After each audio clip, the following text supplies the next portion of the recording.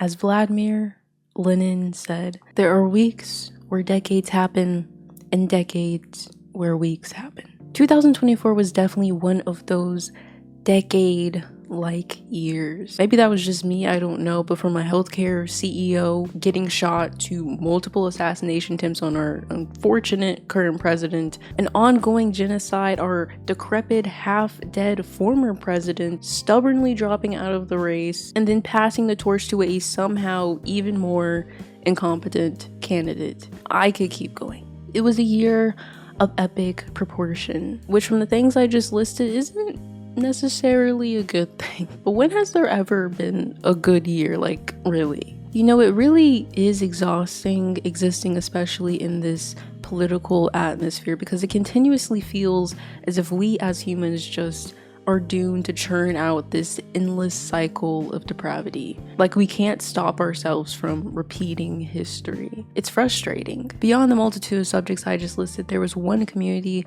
that rose from the ashes and made its mission loud and clear. Honestly, it's a movement that has been brewing for some time now, but last year seemed like, not that they necessarily got traction, but just that they couldn't shut the fuck up. Some of you may remember nearly 2 years ago, I covered Gamergate, a movement that started in the gaming space, hence the name, and went on to infest the internet as a whole. As a brief overview, because you should really just go watch the OG video if you want to know more. Gamergate began after Zoe Quinn's depression quest received favorable reviews from Kotaku, prompting people to create rumors that they must have slept with one of the journalists, Nathan Grayson, because a woman cannot just earn favor on their own. No, they must have put out. The target soon expanded to others in the Kotaku orbit, Anita Sarkeesian, Brianna Wu, and many others who were doxxed and threatened with rape and murder. Quite a psychotic evolution, right? Well, it was all justified as helping to preserve the gaming industry from this growing woke ideology that all these targets were fostering. For the main perpetrators, they weren't seen as out of line at all. They were noble warriors defending their precious art form. In my original video, I then connected it to the adpocalypse and even the rise of figures like Andrew Tate, who at the time was bringing a similar energy back to the internet. Crazy how much can change in not even 2 years. Although these ideas started in this insulated community, they broadened to a wider audience. You had celebrities disavowing the movement, and it eventually radicalized one of the biggest YouTuber at the time, PewDiePie. I remember him spewing this same unnecessary diversity rhetoric when Battlefield 4, I think it was, came out. And of course, we all know how teetering on the edge of, well, edginess ended for him. It wasn't just Pewds, though. A good chunk of YouTube was increasingly fostering a fan base intolerant to any kind of diversity and rapidly growing more right-wing. This was when the likes of Steven Crowder and Ben Shapiro started to pop off, with the latter collabing with PewDiePie in a meme review. He was really trying his best to turn me right-wing, but somehow I ended up here. Some could argue YouTube encouraged this growth with its algorithm and perhaps continues to. Just look at creators like Tyler Oliveira, who get millions of views spouting complete lies at the expense of marginalized communities, and then look at like Hasanabi. The truth isn't rewarded on this platform. People can just run wild with harmful talking points and complete falsehoods and make bank from it. What a horrifying precedent that's could set. Wait, did I just use the future tense? I meant to use the past, because we are already here. We as a society are more separated from truth than ever, especially with platforms like X and Meta that favor right-wing sympathies and have historically censored dissent, or even the existence of algorithms on competing apps like TikTok. It's great for helping you find a thirst trap, you know, believe me, but not so great at dispelling misinformation. Our timelines, although on the same platform, could look completely different.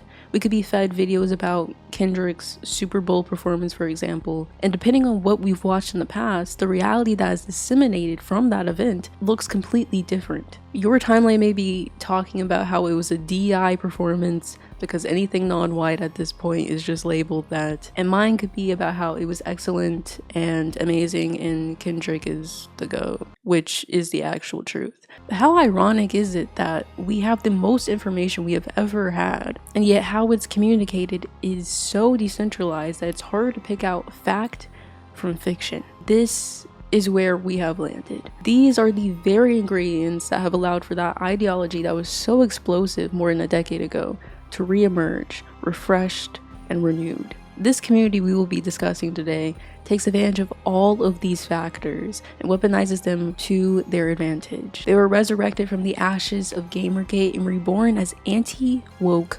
warriors. They don't quite have a catchy name yet, so I'll just call them the anti-woke gaming movement. I'm not the best namer, but it worked out for me in the past. Male loneliness epidemic doesn't quite sing off the tongue, but it got me 100k views, so I guess it was good enough. For nearly the entirety of 2024, the anti-woke gaming movement wreaked havoc, scouring for any gaming title they could criticize. It didn't matter how popular the game was, if it had won awards, nothing was safe from their wrath. It was an endless cycle of attacking any game that they could get their hands on to drum up this culture war narrative. From Stellar Blade to Starfield to Alan Wake to Hades, all of these were impressively tied back to this idea that marginalized and diverse communities are overrepresented and gaming desperately needs to hit this nostalgic reset button. Their tactics were messy and downright ruthless, calling back to the harassment of Gamergate's past. Websites listing Kotaku employees you should hate, discords festering with chronically online obsessive tendencies, and talking points formulated from message boards like 4chan and Kiwi Farms. There are popular streamers who have found profound success from this messaging. English grammar is under attack. It is a toxic sludge of some of the worst rhetoric. This is the era we have entered. And as someone wrapped up very closely in this dynamic, I want to make sense of it. Why and how has this ideology spread? Is this part of some greater context about our political landscape? And how will it shape our future? I, as the emblem of DEI, the very definition of everything they hate, will take them down in one fell swoop and expose them for the charlatans they are. If the people don't want the truth sometimes, you have to force feed it to them. So open wide, bitch. Maybe also while you're at it, eat this subscribe button too. I also have Instagram, I got TikTok, I got Patreon. I also have Discord. But on my Patreon, you can see exclusive content about how I make videos just like this from scratch. You can see the scripts, the outlines, the video drafts before anyone else does, a sneak peek to the video before anyone else does. I also got gaming content for my gaming channel. You know, it's just so much content in so many places. So why not take advantage of it? The first critique that developed from this anti-woke movement surrounding something we have been using in the English language, and every language rather, for thousands of years. Freaking pronouns! Who could have foreseen this very vital part of how we address each other becoming such a difficult thing for people to grapple with? Of course, this discourse emerged when people start realizing trans people exist, and in an effort to be, well, transphobic, they start weaponizing their chosen pronouns. The best example of this outrage over pronouns actually comes from 2023 with Starfield. It's a space set role-playing game, or RPG, developed by Bethesda. This is a company responsible for some of the most beloved titles like Fallout, Doom, and Elder Scrolls, which is a franchise that has won Game of the Year multiple times. Needless to say, there was a lot of pressure for this game to be amazing. It was falling behind a huge legacy of games, and if it were to flop, that could be devastating. Now, I'm gonna spoil it for you. It flopped horribly. Many describe the game as being forgotten as quickly as it was released, a boring mess, the biggest flop of Bethesda's history. Just murdered. I fear she's bleeding out, fighting for her life. Now, at any other point in gaming history, fans would have rightfully complained about this huge disappointment, and then we would have all moved on with our lives. It definitely sucks to spend $70 on a boring game. $70, like, damn, you guys got scammed.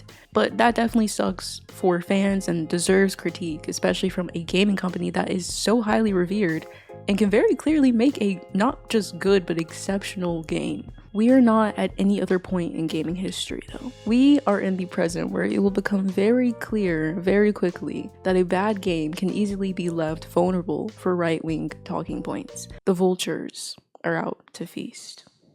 I mean, Mass Effect, of course, was one of the best games ever, and now Starfield was what we hoped would be something in that line.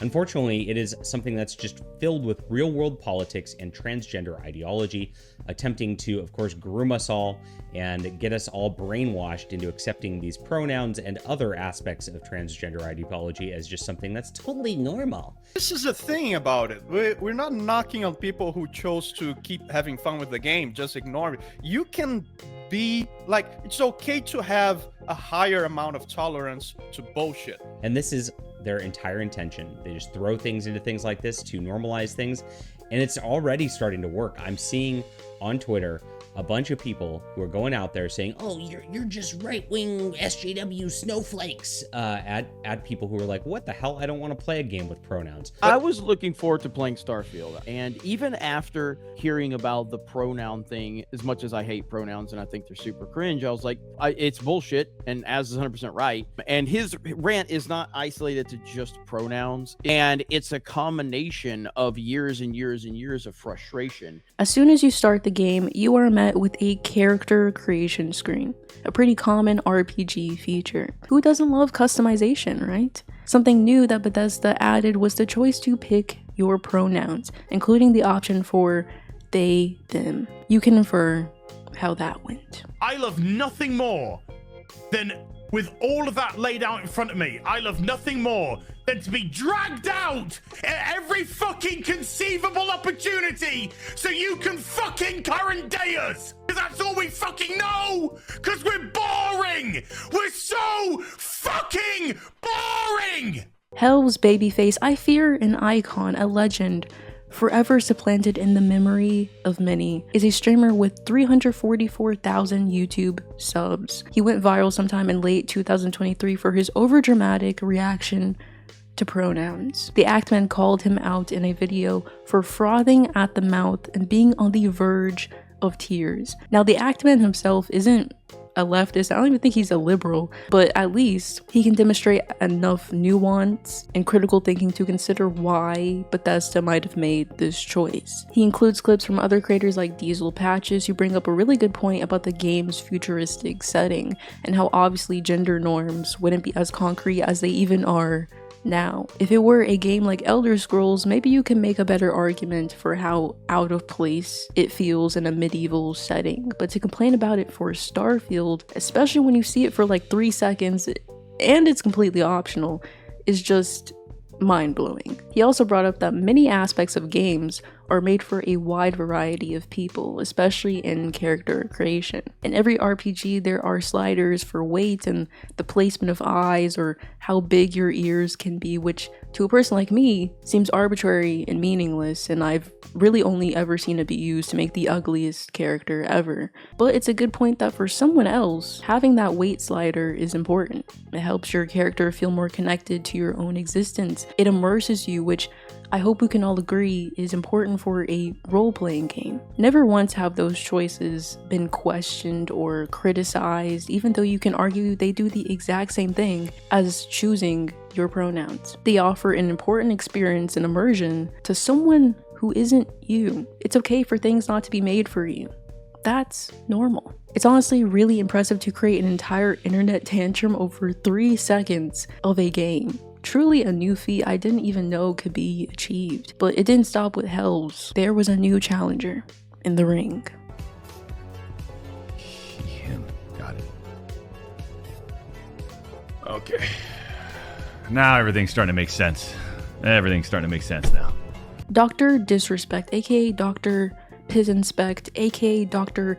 Kid Inspect, after live streaming, proceeded to tweet politics should stay out of the video game industry entirely. A crazy statement for a dude famous for playing Call of Duty to say. That game definitely isn't normalizing American imperialism at all. It's completely apolitical. I don't know what you mean. If we're saying politics have to leave video games entirely, then you simply just wouldn't have a career, which honestly might be for the best. Maybe I'm on board.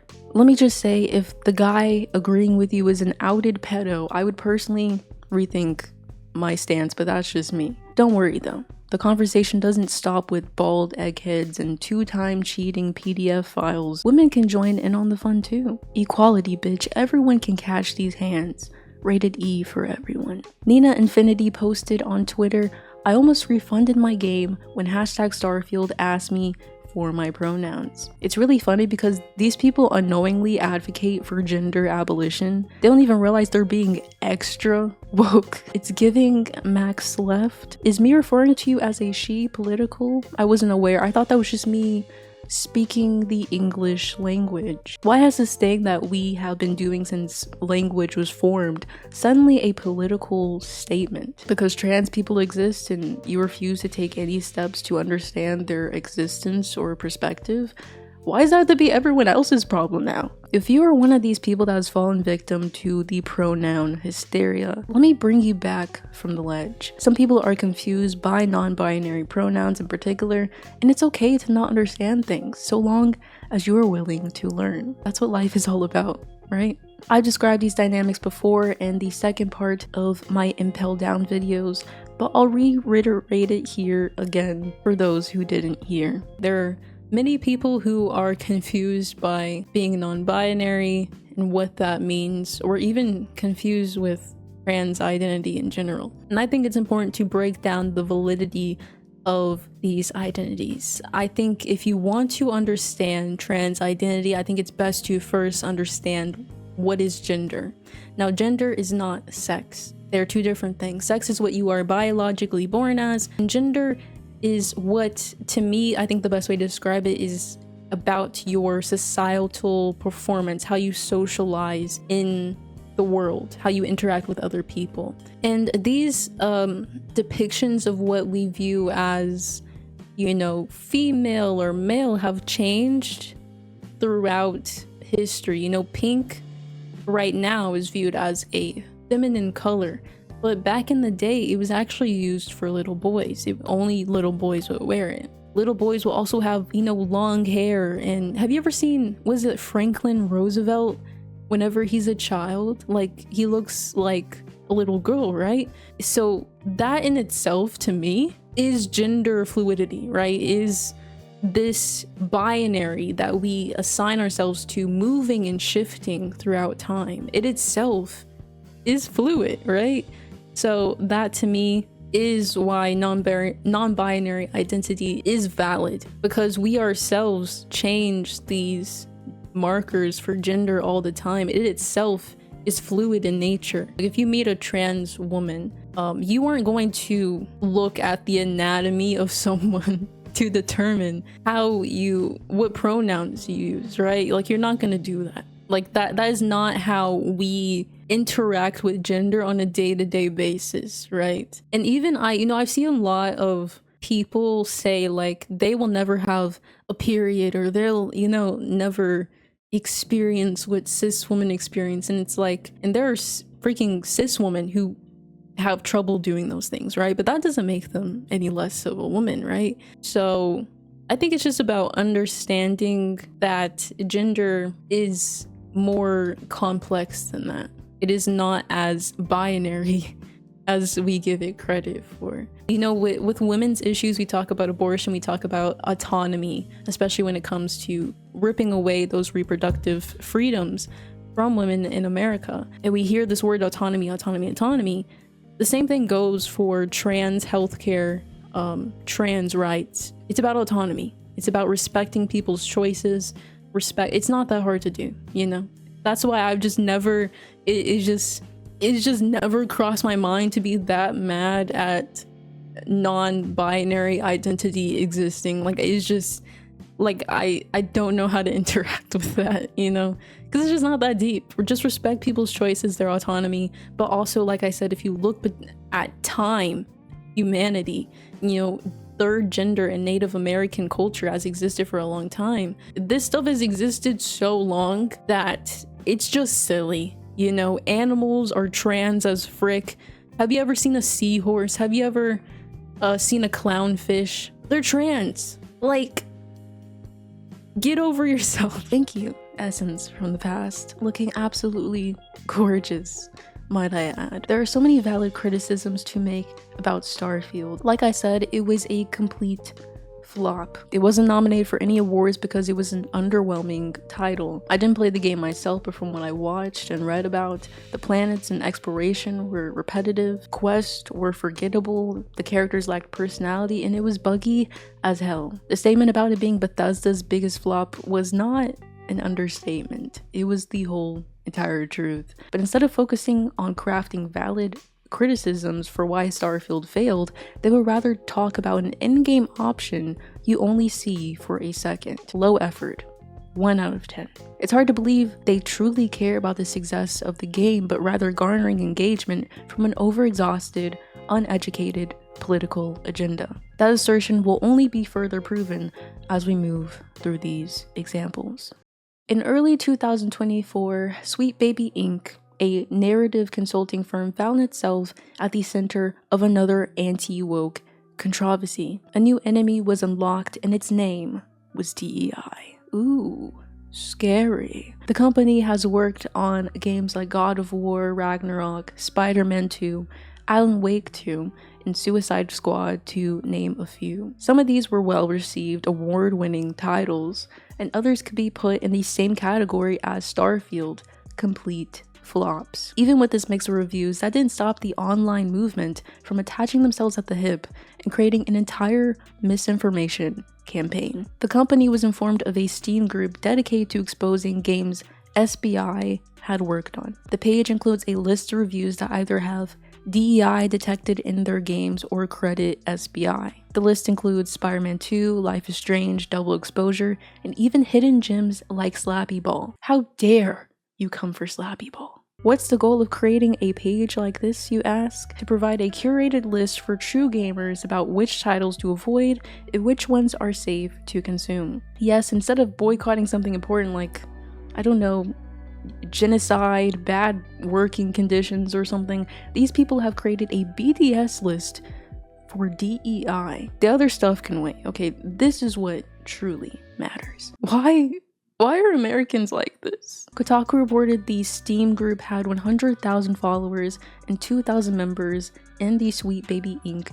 detected Discord. I'm trying to get traction like that. Like, let's get those numbers up, boys. Join the Discord. A Kiwi Farms post from October 2023 claimed that the company's involvement might have been gaming history's biggest scandal. Yeah, not like rampant credible accounts of sexual violence at gaming companies, but that makes sense. Also, if you aren't familiar with what Kiwi Farms is, just so we're all familiar with the level of psychopathy being exhibited here, Kiwi Farms is an anonymous forum used to stalk and harass online figures. There's a term called lolcow that describes figures who are baited into raging and embarrassing themselves by people who desire to milk lols. The original lolcow was Christine Chan, a Sonic content creator who was convinced to do crazy things on camera and is also known for doing unspeakable things to their family. That was information I didn't want to be subjected to, but was forced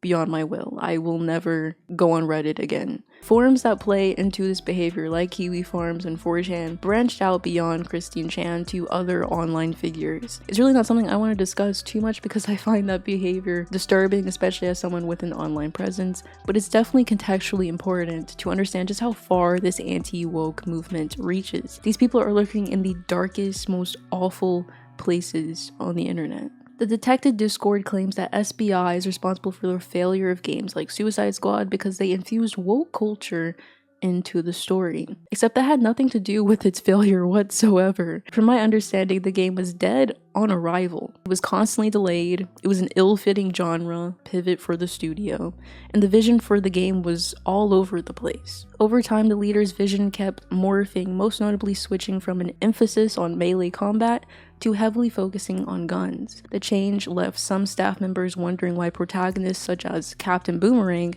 known for fighting with his namesake weapon, would suddenly pivot to gunplay. Staff members sometimes waited weeks or months for Hill, the studio's perfectionist co-founder and director of the game, to review their work, said the people familiar, creating a bottleneck that further slowed development. He scrapped big chunks of the script and struggled to convey his evolving ideas, they said, confessing that he hadn't spent much time with competing games such as Destiny. Then after all of this, Rocksteady, the studio creating the game, changed leadership. It was a complete mess. Essentially, morale was low for employees, there was no direction, and so the studio just made a bad game. Doesn't that make more sense? Rather than this blanket statement of woke ideology. None of that seems like that's the SPI's fault. Alan Wake 2, more like Alan Woke 2, although an award-winning game, would also be caught in the crosshairs. A rumor that originated from the aforementioned Kiwi Farms post claimed that the character Saga Anderson wasn't originally intended to be black. The director Kyle Raleigh had to dispel rumors, writing on Twitter, "It's absolutely not true." You think the truth will somehow change people's minds? You must not be familiar with the resilience of a true gamer. Kotaku journalist Alyssa Mercante spent a few hours in the Detected Discord reporting that the members regurgitated Gamergate talking points, from evoking the name Anita Sarkeesian to Marcus Aurelius quotes to commenting on idealized fictional bodies. One meme read, "Embrace tradition, reject modern," I can't say that word, you see it, comparing Stellar Blade's Eve to unattractive female characters. Almost 2K members, there are already a bunch of infiltrated sick people here screenshotting everything sadly, so just keep it cool, brothers. We can't let the server on the Steam group get taken down. That's all I ask. Keep it cool. Read a post from March 4th, which was shared again on March 5th. Several people in the Discord expressed concern about glowies, a term coined by members of the far right for those suspected of being federal law enforcement officials or their informants attempting to infiltrate their online spaces and set them up for legal consequences. Mercante was able to speak with a 31-year-old member about why he finds this cause so important. He stated, "SBI adds race and identity quotas into everything they're involved with. Sweet Baby Inc. is a symptom of other ideological worldviews that I believe have taken hold of the Western world, media, and gaming as a whole." The truth is, Sweet Baby Inc. is just a narrative consulting firm. They do not consult on DEI quotas or secretly add wokeness into games. Their job is to only help game devs when they're having trouble with ideation or storytelling, character writing, plot, those sorts of things. Normally, developers already have a story and characters, and SBI is employed during the pre-production phase to smooth out the rough edges. Is the character's motivations not concrete enough? Is the plot a little shaky? That's what they're there for. For us, that generally means that we might be asked to look at a story if there's a character in it who is marginalized in a certain way, and the studio wants us to connect them with a consultant who can bring a little bit more authenticity. But the perspective is never that we're going in and injecting diversity. For the most part, it's the reverse. It's the company that has created a character and they want to make that character more representative and more interesting. For Suicide Squad, they assisted in writing in-game ads and audio logs, which, as I explained earlier, has nothing to do with why the game failed. They in no way controlled the game's direction, but simply give suggestions that the devs are not at all forced to follow. But if these Discord lurkers were to come to terms with the truth, it would not only be a surrender, but an admittance that they wasted their time on a lie. What's more embarrassing? Admit you're wrong and give in to the truth, or continue to live in a fantasy where you can't possibly miscalculate a situation? I'll let you decide. We all know the path they chose to take: deny truth at all costs and barrel towards insanity. But the outcome is destructive not only for themselves, but also for the people they're wrongly criticizing. Employees reportedly faced harassment during this whole debacle, and industry figures had to deny the claims that SBI completely altered their games. I'm not super familiar and really don't want to be, but this detected thing seems to be a trend in the gaming community, or perhaps the broader chronically online community, to boycott things or people that they mostly have unjustifiable disagreements with. Smash JT, one of these right-wing gaming guys, made a website called Kotaku Detected. He states on the website, the goal is to hold Kotaku journalists accountable. For what, you may ask? Well, obviously the undefined threat of wokeness. I want to highlight JT is a guy that retweets the likes of Mark Kern, who we'll talk about later. All you need to know for now is that he's another 50-year-old man with no loved ones and obsession surrounding the hallucination of DEI in video games. We even saw JT joining in on the Ethan Klein Hassan drama, which, as you can guess, he is not on Hassan's side. Hallucinators gotta stick together, am I right? When we open the Kotaku Detected website, we are met with the cheapest 2006 looking shit I have ever seen. I did all of this so you don't have to. Hard-hitting journalism, folks. The front page greets us with a message to all Kotaku associates. Kotaku has turned into a more all-encompassing word for everything wrong with the video gaming industry.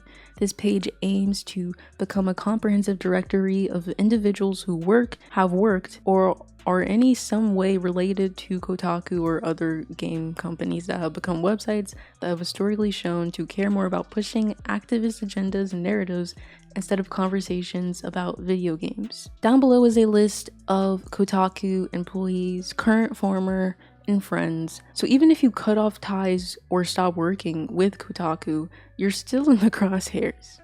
Got it. There's a really funny mention of the editor-in-chief, Austin Williams, as an extreme racist. Now, at first I was like, is he a black white supremacist? I got really concerned, but then I remembered who I was dealing with. It doesn't stop at Trump either. He doesn't seem to have much love for white people. I want to watch Challengers, but I feel like I'm gonna get banned from Alamo if I gotta see Zendaya get trained by 2 white men. Why? Like, why is that a bad thing? Why? Like, what? I just, honest, genuine question. What's the problem? This guy has a strong affiliation with identity politics, where he cares so much about the color of someone's skin or their gender before he makes up his mind about what he should think about them. There's a white man on the A train in sandals and literal grippy socks, acting very strange and fiddling with his backpack. Just wanted to publish this in case. What's acting strange? And by the way, why do you need to call him a white guy? Like, why call it out? What does that assist with in any of this? Why do you care about that? That's such a weird thing to tweet. Imagine if the shoe was on the other foot and a white person tweeted this out about a black person. He claims that Williams is an extreme racist, a very hard allegation, because he says the word white. No joke. The W word. Oh no. We have officially reached the point of right-wing politics where they have become the snowflakes that they made fun of 10 years ago. It pisses me off so much when right-wingers use emancipatory aesthetics to communicate their beliefs. It makes zero sense. You have the audacity to call this man a racist, but cry anytime a black person is in a video game. Like, what is happening? The website was very obviously crafted to encourage the harassment of Kotaku employees, something not dissimilar to Gamergate. Depression Quest and everything that followed felt like a betrayal from Kotaku. This subset of gamers became like a stalker ex-girlfriend who hates your guts but can't stop obsessing over your existence. This behavior is now being carried over into the modern iteration of Gamergate. Thankfully, it doesn't seem as violent as the first. It's more of a sedated version that, from what it seems more annoying than anything else. With all this talk about DEI, I want to clear the brush a bit and highlight what DEI means definitionally versus what it means to the anti-woke movement. DEI stands for diversity, equity, and inclusion, and is primarily used in corporate settings to prevent discrimination and ensure corporations aren't just hiring white guys. It's not dissimilar to programs like affirmative action, which since its reverse has caused a significant decrease in black student enrollment according to Vox. It also did not help Asian American students, even though they were used as the face of this anti-affirmative action movement, but that's a discussion for another day. There have been similar laws signed into place to combat the historical discrimination between employers and employees for some time now. The Civil Rights Act of 1964 comes to mind. So this is not a new concept at all. It's the same thing, just a different font. DEI, in a similar vein to the word woke, is viewed largely as an attack against right-wingers. Now, one must ask why historically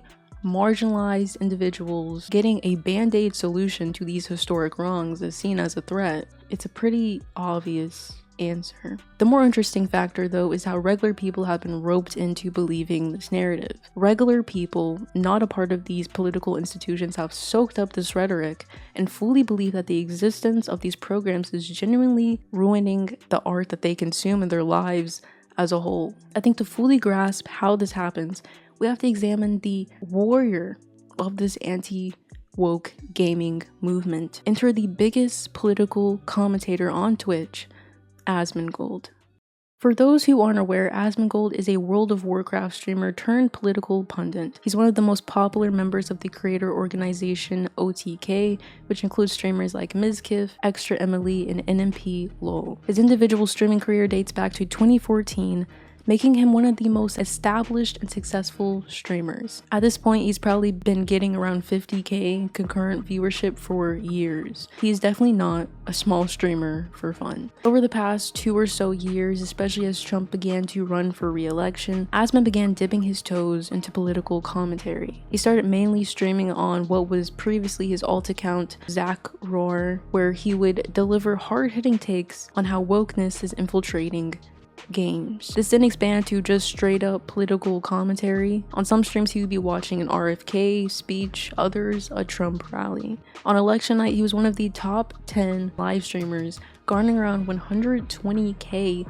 live concurrent viewers. None of this was a joke. People were beginning to seriously rely on him for their news. His YouTube channel Asmongold TV began to morph as well. He would upload both gaming content and straight political content side by side. Honestly, at this point, the majority of his content is political. Multiple times a day, he's posting full videos of him giving his takes on immigration or Israel. This isn't light stuff. If you take a look at his channel, it becomes very clear why he made this pivot. His political videos outperform his gaming content, sometimes by 500,000 views or more. As he's gotten a taste for clout, his commentary has begun to morph. Let's just say he's gotten comfortable. Maybe a little too comfortable. Just over the past few months, he and his audience have been at the center of multiple controversies, one of which got him banned for 14 days. When commenting on Palestine, he stated that they have an inferior culture. Off the rip, that's a wild statement to make that harks back to me to some of the worst rhetoric historically. I mean, as a black person, I'm thinking about the type of rhetoric that was used to dehumanize my ancestors and put them in chains. I'm thinking about like the Nazis. Like, inferior is a crazy way to describe a culture. His reasoning, which he explained in a conversation with Hassanabi or Hassan Piker, was because the Palestinian people hate gay people and women. Coming from him, that just doesn't seem sincere, but okay. You're the main guy who cries anytime a gay person is in a game. You also call Donald Trump and JD Vance based on a regular basis, and I don't think they're too fond of either women or gay people. Once again, I just don't believe you. We'll get into his video game takes and you will see how this logic just doesn't add up. Also, even if Palestinians do have regressive views on gay people and women, that shouldn't be used as a permission structure for genocide. I always find this argument irrelevant when having a conversation about the Palestinians. There is no possible way for this group of people to begin the process of civil rights movements when they don't have food, shelter, or water. Their basic needs aren't even met. I really don't think their main focus is on gay people right now. I think they're just maybe trying to survive? Once the apartheid has fallen and Palestinians have equal rights, I'm sure they will work towards those societal markers just as we have. Gay rights and feminism are fairly new even for us, and they are still undermined constantly. We are not the beacon of progressivism that we consider ourselves. Like, chill. It overall distracts from the situation at hand, and like I said, almost works as a permission structure for genocide, especially when paired up with the word inferior. I'm not done clocking him. Next, the Holocaust probably happened. It probably happened with 99% certainty. This came after he defended Elon Musk's use of the Roman salute, a gesture used by fascist leaders like Hitler and Mussolini. This is a type of sentiment that is dangerous. It welcomes neo-Nazis into the fold and makes them feel comfortable. You know the Holocaust happened, Asmon. Why are you playing? And it has proven to make his chat more comfortable saying unhinged shit like W. Adolf and based when talking about how the Nazis burned queer research. Now, I agree with the sentiment that you can't hold a creator entirely accountable for their chat, especially when they have 50k people watching, but I will say there is no other chat on this platform that I've seen a mass blast of pro-Nazi sentiment. That's all I'll say. I thought this was for Rumble and Kick, like what's going on? We kind of sidestepped away from wokeness in games. It got a bit heavy, okay, I'll admit. But I do think it's important to note when talking about Asmongold. All of these comments contribute to his overall perspective, which no doubt influences his opinions on politics in video games. As I mentioned, wokeness in the gaming industry is his type 5. That's what he's good at. It's his specialty. So to get a good glimpse into how he analyzes the gaming industry, I want to take a look at a few of his videos, starting with Who Killed Masculinity in Video Games? Asmongold reacts. In this video, he reacts to a creator named Andy Plays Gaming, someone who's supposedly another staple anti-woke creator. Just looking at his other thumbnails, I feel like I've lost all my brain cells. No wonder the Actman can't stand his butt and has openly called him a grifter after he changed his stance on the very creator we're talking about, Asmongold. But Andy lists several game franchises that have become infested with woke culture in their later installments. Since our main focus is Asmongold, I won't focus too much on Andy's commentary unless we need it for context. The first point Asmon makes that I think will perfectly frame this conversation is that marginalized people are represented as caricatures in modern video games. I honestly, as a marginalized person, don't agree with that stance at all. I don't see that in the video games he showed like Saints Row or Wolfenstein. The black character in the latest Saints Row is a complete 180 of how black people are normally depicted. He's a nerdy, meek dude. Black people in general are normally depicted in the classic aggressive, masculine manner, hip-hop style, which could even be purely communicated in their shape language or character design. You're never going to see a black woman, for example, who is feminine and cutesy in a video game. That's a rare representation. So if anything, the Saints Row character is a refreshing design for black people in general. But also this point that Asmon is making completely misconstrues what our friend Andy here is saying. Asmon knows damn well this guy does not care about how marginalized people are represented or whether it's demeaning. Andy and everyone in Asmon's chat, including Asmon, don't want them to be represented in the first place. It goes back to the Palestine comment. It's masquerading as if you valiantly sympathize with queer folk or women's plight, but any other time you are willing and ready to view them and their representation are as a divisive political stance. Those two positions don't match up. Later in the video, Asmon switches his stance from the sympathetic liberal to the chud that he is. MC in Fable trailers is ugly because it's a self insert of some random level designer working at Playground whom they deemed not fuckable enough. Yeah, exactly. Yeah, people don't want to look at an ugly chick. Yeah, they want to have a hot character. You stupid? Duh. You fucking like, what the fuck? Where do these people come from? Where do these people come from? What the fuck? So I know it's so dumb, bro. Like, God. It's a comment that made my skin crawl. I physically revolted. My body rejected the whole thing. It's such a gross objectification of women. It dictates that they can only be represented in my video game if they are to my idealized standard. Once again, I feel like Asmon is going through a political identity crisis, because this is a complete 180 to this idea that Palestinians are inferior for subjugating women. Well, what are you doing? I will never let him live that comment down. For the conclusion of his commentary, he ends with a message to game devs that men want to be represented by characters they can relate to. He points to masculine chads like Sam Fisher and BJ Blazkowicz, the dumbest name I have ever heard. But these are the emblems they want to see in their video games. These characters, he feels, represent people like him. But as I'm watching, I'm doing a double take between him and Sam Fisher, and it's not adding up. Asmon and these anti-woke gamers see themselves as completely different from what they are. This is a dude that has a roach alarm clock. He's a skinny dweeb who never leaves his house, let alone his room, which is fine. Okay, I'm not here to judge, unless you're comparing yourself to a 7-foot soldier who slays Nazis. I'm not sure how you can relate to him at all. Keep this in mind because we'll circle back to it a little bit later. Now, I watched 2 Asmon videos just to be charitable and to get a better sense of his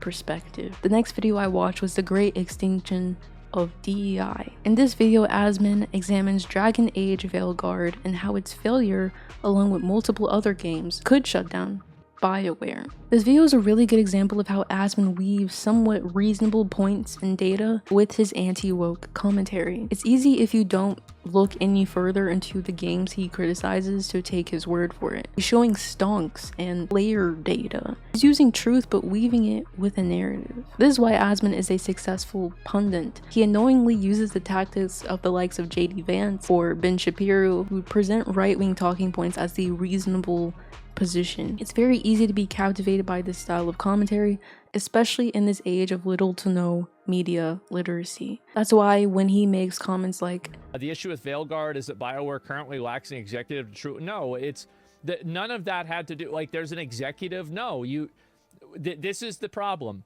How many of these games have to fail and cause a studio to close in order for people to realize that putting in divisive social issues inside of a video game divides people? And when you divide people, well, I don't know. I guess they did divide people. They divided them by about half. He has this air about him that is assured in what he's speaking of. It's simply common sense. How could you see it any other way? But when you peel back the visage of poise, the truth is revealed. Just think about that statement further. How are the characters in Dragon Age Veilguard promoting divisive politics? Because there are openly queer and trans characters within the game? The fantasy setting, in my opinion, is a perfectly fine place to insert these characters and maybe even the dynamics of gender. Is the writing in some of it cringy and not the best, especially when referencing these issues? Yeah. But that doesn't mean the entire game is divisive. I think that's a bit of a jump, especially when Asmongold himself says the gameplay was decent. I feel like at some point you're looking for something to be mad at. If this is the extent of divisive politics to you, you are a very sheltered individual. So we can expect to see probably the studio that make this game get either shut down or massively resized. We're probably going to see dozens, if not hundreds of people lose their jobs. And the only thing that I have to say about it is rip bozo. You make garbage that nobody wants? Too bad. That's the way it goes. That's life. Downsizing is imminent. That's right. Make a bad product, people don't buy the product. I don't know if Asmon realizes this, but game devs don't dictate the direction of a game. There's a hierarchy within this process. There are executives and directors above them who decide what game the studio is producing and how they'll make it, a point he dismisses from the Reddit post. Game developers are the endpoint of that assembly line. Although they're responsible for the final product, it's insane to say that they should lose their jobs because they made a product they had virtually no control over. That's just kind of evil. Asmon pulls up a tweet from a game journalist named Jason who tweeted, "Go woke, go to make fun of anti-woke gamers." Perhaps it was a premature thing to tweet, as the game did end up falling short of expectations. Asmon claims Jason is someone he respects, but has become so obsessed with this topic that he has lost grip on reality. But isn't that what Asmon has done? Based on the examples I've provided so far, there's no evidence to point towards DEI being a contributing factor in these games' failure. And these were major games within the culture war. All signs point to either executives being out of touch with what their base wants and just serving live service garbage like Suicide Squad, or a failure of execution on a gameplay basis. It seems like you are the one who has lost all objectivity. None of this is to say that you can't have good faith conversations surrounding how marginalized communities are sometimes purely used for marketing purposes and the company doesn't truly care about their existence. In the past, I brought up the example of Walmart selling BLM t-shirts while simultaneously funding the police. Walmart's interest in the ideology only goes as far as it can extract profit from it. But that's not why these guys are complaining. They, similarly to Walmart, couldn't give more of a fuck about how black people or queer people are represented. What it comes down to is an obsession with attacking anything that doesn't fit their frame of view, their standard. Remember Asmon's statement from earlier that made me recoil in disgust? I see no better example to illustrate that dynamic other than the self-proclaimed war on sexiness. How women are portrayed in games is often roped in with DEI, but I like to think of it as its own subcategory. It's a major point of discussion so often that it has become a talking point on its own.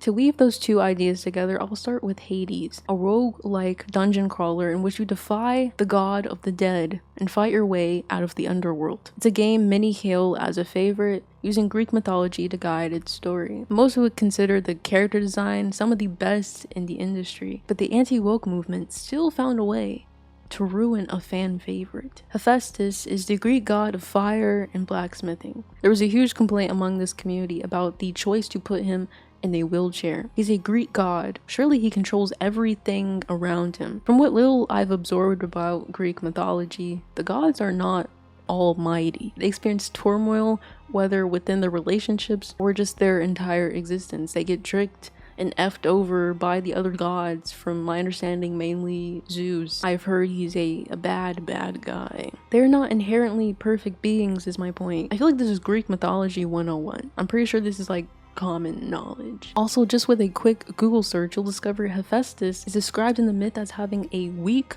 or lame leg. Historically in Greek art, he's even depicted with a winged wheelchair. Crazy. I don't think these gamers understand that character designers aren't just making stuff up. In order to create the characters you adore, they do endless amounts of research and go through several iterations to arrive at the product you end up seeing. These designs have to be reviewed and then approved by several people. Someone doesn't just draw Hephaestus and then he ends up in the game. That's not how this works. But I guess I shouldn't expect these guys to understand. The most problem solving they exhibit is when they're formulating tweets. If they demand even male characters be perfectly idealized in their vision, imagine the standard for women. Aphrodite's design in the same franchise was criticized for not being sexy enough, even though she's literally naked. Like, what more do you want? Any normal person would be oogling at the side of her, steam coming out of their ears, eyes popping out of their head, or at the very least just wouldn't care. But as I said, never underestimate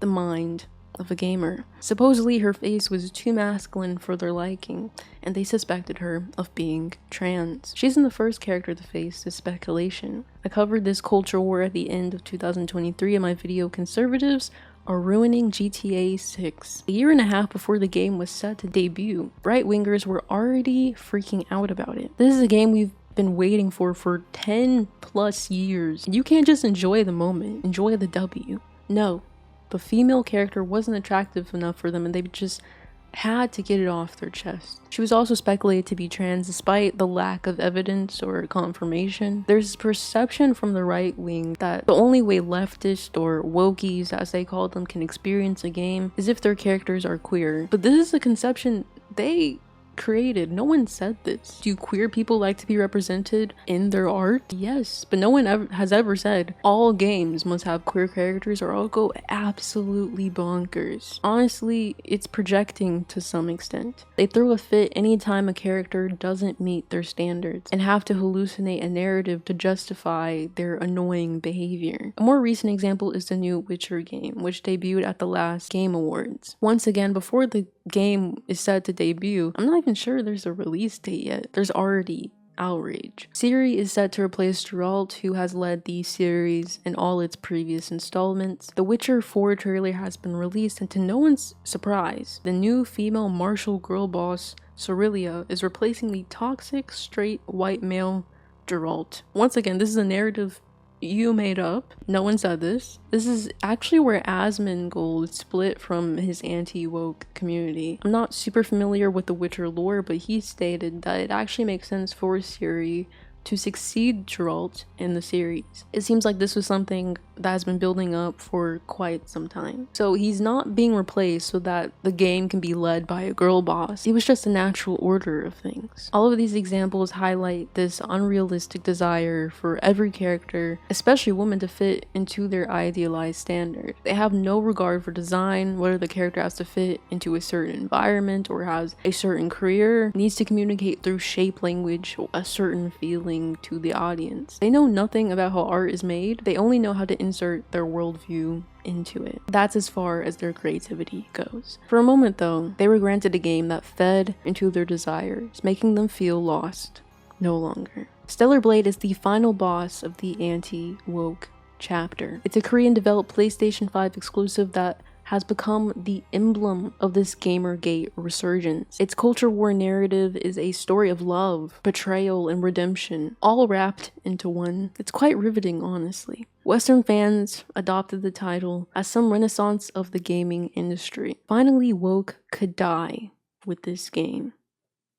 Or so they thought. The timeline for this long-winded roller coaster ride starts at the beginning of 2024 with a State of Play event. Developers unveiled Eve, a slim, thick warrior who fights aliens in her mission to reclaim Earth. The highly sexualized, one-piece-ass proportions of the female character cause incels to become obsessed with this title. Female characters with similar designs have existed in the past, which perhaps calls back to a time of prosperity for this crowd. Titles like Bayonetta and Nier Automata have similarly designed sexy women who lead the franchise. Previously, the developers Shift Up mainly produced mobile games that shared a similar style to Stellar Blade. Their past work, from my understanding, was far more explicit, with one of their titles, Destiny Child, being banned in some international markets. So if anything, Stellar Blade is a conservative measure for them. When the demo was finally released, many gaming outlets reviewed it, but IGNs would rally the anti-woke community. I feel like IGN to some extent has become an enemy in the circle in a similar vein to Kotaku. Their reviews are often the subject of Asmongold or other creators' videos. In regards to Stellar Blade, one of the journalist's main critiques was that the Eve's character design was bland, stating it looked like a doll over-sexualized by someone who has never seen a woman. Pretty brutal, but not entirely wrong. Mark Kern, who I mentioned earlier when talking about Smash JT and Kotaku Detected, would quickly become Stellar Blade's main warrior. Just so we all know the type of gremlin we're dealing with, I want to give you some of the other takes that Mark Kern has had in the past. About 6 months ago, when Dr. Disrespect, who we talked about earlier, was being outed for allegedly having inappropriate messages with a minor via the Twitch Whispers app, Mark Kern took it upon himself to try and help cover up for him. He played into a theory that Twitch had baited Dr. Disrespect and was actually pretending to be the minor messaging him. At the time of this ban though, Dr. Disrespect was one of the biggest streamers on the platform. Why would Twitch jeopardize one of their biggest sources of revenue? But his tweets about the IGN review went viral with his community, causing many other slop tubers to commentate on the piece. However, it was pretty obvious they had never read the actual article. Their only frame of reference was Mark Kern's tweets. On top of that, these YouTubers use clickbait thumbnails to handle the narrative and increase outrage among their audiences. All was quiet for months until its release in April. Upon release, the developers made adjustments to outfits, adding slightly more fabric. This completely ripped away at this anti-woke perception American fans had put on these Korean developers. They weren't invested in furthering some political agenda.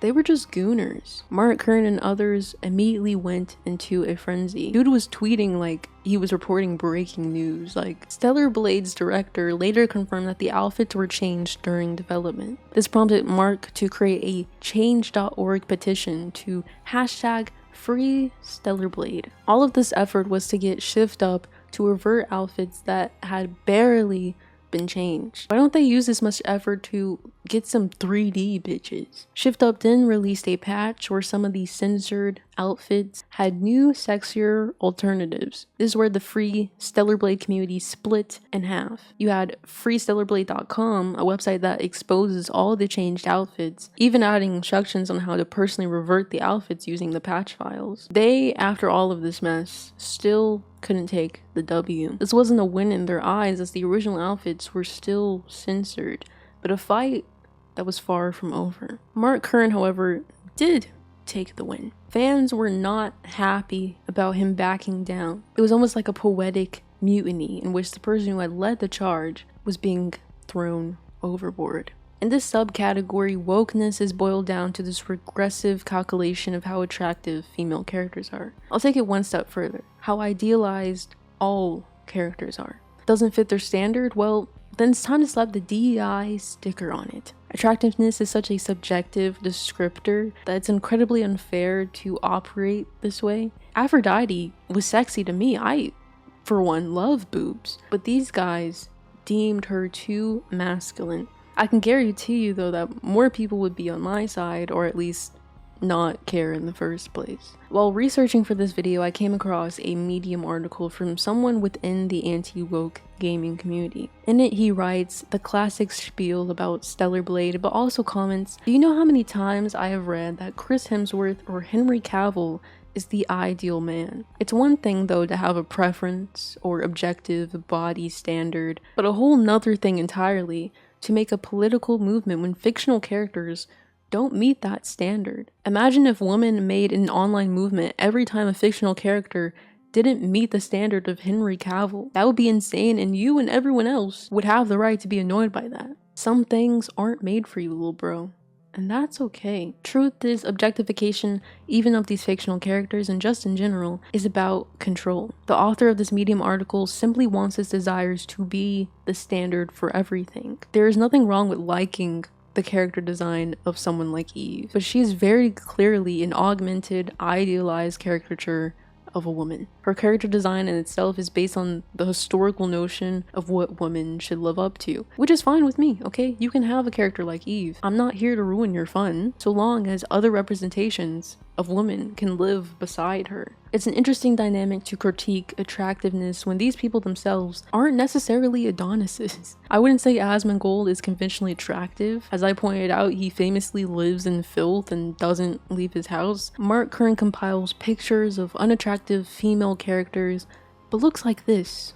Need I say more? It goes back to our discourse surrounding cryotic and the patriarchy we had around a year ago. Control of women, objectification, every form of misogyny is more about outwardly reflecting and competing for this masculine persona. Even though Asmongold and the other men complaining on Twitter and YouTube aren't the pinnacle of what they aspire to be, they feel as if they gain that facade when they successfully bear the mask of these regressive, conservative agendas. This is what being a man looks like to them. That's why they look at hyper-masculine figures like Sam Fisher, masquerade as if they match up despite being the farthest thing from it. In their minds, they get close by forcing their standards and controlling the narrative around these games. That is power. That is masculinity, and that's all they need to achieve it. These YouTubers don't even necessarily love Stellar Blade because of the gameplay or the experience or anything the game may bring to the industry. It's purely about the culture war, about how they can showcase their ability to control. There is no passion for Stellar Blade. It was just a good vessel to reignite this fake outrage reminiscent of Gamergate. Everything was purely a fictional narrative used to express their disdain for certain political themes. I do believe some of these slop-tubers genuinely despise what they perceive as wokeness infiltrating video games, but others have seen the success of someone like Asmongold and just want to get the bag. These creators realize drama and conservatism perform well on platforms like YouTube, so they can farm engagement and views from the outrage. Either way, it's a self-serving cycle. They're just endlessly cursed to search for the next game to tear apart until they burn themselves out. A lot of these accounts aren't household names. Nobody knows who they are, but enough people do to continue the engagement farm. It's devoid of any real motive or a solid worldview and requires you throw others under to get what you desire. It's much easier to make this type of content than to make something groundbreaking or do real research or form your own worldview. As long as the ad revenue keeps flowing, that's all that matters. I constantly feel as if I'm going crazy in this state of the internet. I can no longer pick out what the broader public is feeling or what the truth is. Does Kanye West getting 40k likes on a Hitlerian tweet mean we're doomed? Or are we still in the grasp of normalcy? I can't tell. Everything is so skewed by algorithms and billionaire bias and censorship that it's easy to feel lost within this cycle. The anti-woke community is ultimately a product of its time. It takes advantage of this lost feeling, ropes people in, and provides that fabricated sense of a centralized truth. You can't feel lost anymore when you always know the answer to your problems. Creators like Asmon pack reason with lies, luring you in, then before you know it, you trip and fall down the radicalization pipeline. It's a similar cycle to the original Gamergate, although not as violent. Bring people in who are already frustrated by their circumstances, give them someone to blame, and slowly desensitize them to harassing and activities that would otherwise be viewed as insane. This ideology, similar to regular right-wing politics, has no merit. DEI, or this dog whistle they use to signal the presence of marginalized individuals, isn't taking over their video games. Nostalgic titles like Call of Duty still exist, and newer titles like Helldivers give that same feel, even if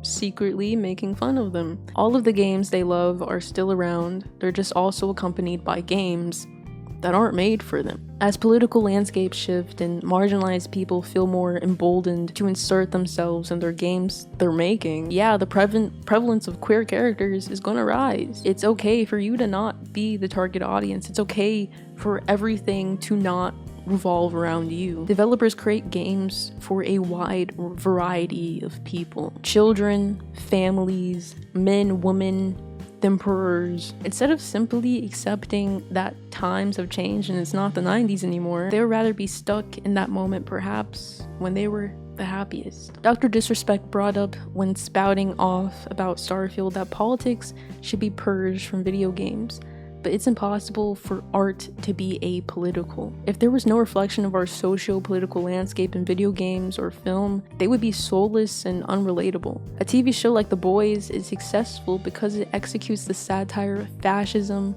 and right-wing politics so well. Similarly to how a game like Red Dead 2, the best game of all time, wouldn't be nearly as impactful without its reference to both Black and Native American civil rights and a critique of the entire US government. I maintain the take that we shouldn't fear politics, but embrace how they have the possibility to enrich our lives. Maybe if the broader American population understood that perspective, they would go out and partake in radical labor organizing or something. Maybe that's a bit too much copium, I don't know, but fearing something as basic as pronouns just makes you look like a crybaby. I hope everyone sees how silly that is. These guys aren't completely wrong though. There is an issue with the gaming industry, but it's not politics. It's capitalism. I made a video essay around 2 years ago describing this phenomenon, but the audio and video quality kind of sucked, so now's the perfect time for me to reinstate my thesis. We all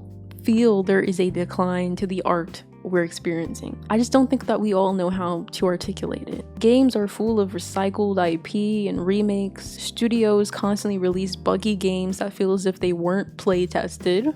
I'm looking at you, Poppy Playtime. Live service games like GTA Online have completely eviscerated the industry, as executives would rather opt for that model than to develop new ideas. This is the issue with the industry. This is what we should demand change. Instead of making BDS lists to boycott DEI, boycott garbage slop games. If we keep accepting trash that is served to us, then nothing will change. If Asmon or Mark Kern are truly invested in changing the gaming industry, I implore them to use their platform to call out the real issue instead of using it to attack those less privileged than them. I would like to thank all of my Patreon members. Thank you so much. You help this channel keep running. Hopefully eventually, like I said last time, I can build a PC. That's quite far away, but whatever. Also, thank you to my YouTube members, and I thank all of you as well. This is a long one, so it's probably gonna be the longest video essay I've ever made. I don't really have much else to say, but we'll see you in the next one. Okay, bye.